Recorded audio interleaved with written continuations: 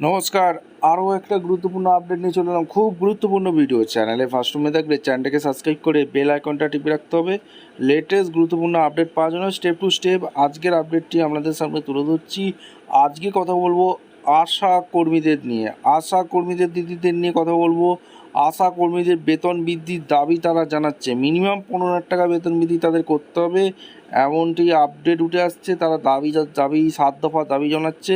বেতন বৃদ্ধি কি হবে, কি আপডেট উঠে আসছে আজকের এই ভিডিওতে বিস্তারিতভাবে ব্যাখ্যা করব। চ্যানেলে ফার্স্ট টাইম থাকলে চ্যানেলটাকে সাবস্ক্রাইব করে বেল আইকনটা টিপে রাখতে হবে লেটেস্ট গুরুত্বপূর্ণ আপডেট পাওয়ার জন্য। স্টেপ টু স্টেপ আজকের আপডেটটি আপনাদের সামনে তুলে ধরছি।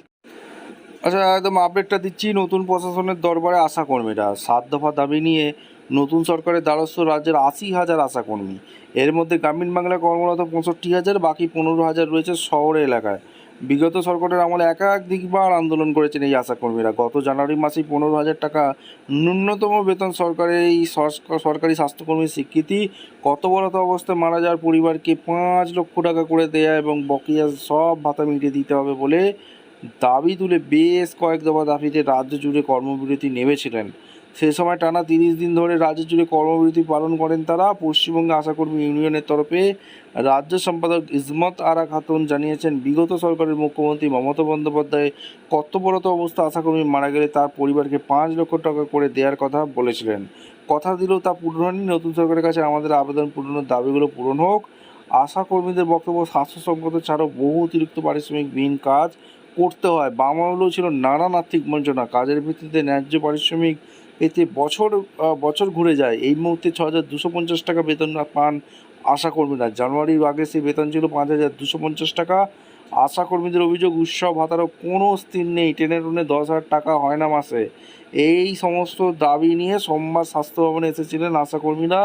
বিধায়ক ইন্দ্রনীল হাতে তার দাবিপত্র তুলে দেন। অন্যদিকে এনএম বা নার্সিংরাও সোমবার এসেছিলেন স্বাস্থ্য ভবনে। তাদের অভিযোগ, বিগত সরকার স্বজন পোষণ করে কিছু এনএমকে পছন্দমতো জায়গায় পোস্টিং দিয়েছেন, অথচ 150 এনএম এখনও পোস্টিং পাননি।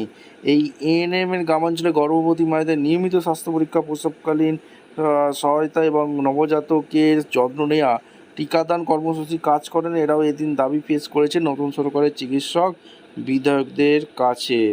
আপনাদের কি মনে হয়, এই আশাকর্মীদের বেতন বৃদ্ধি কি হতে পারে? নতুন যে বাজেট জুন মাসে আসছে, এই বাজেটে কি আশাকর্মীদের ভাগ্য খুলতে চলেছে?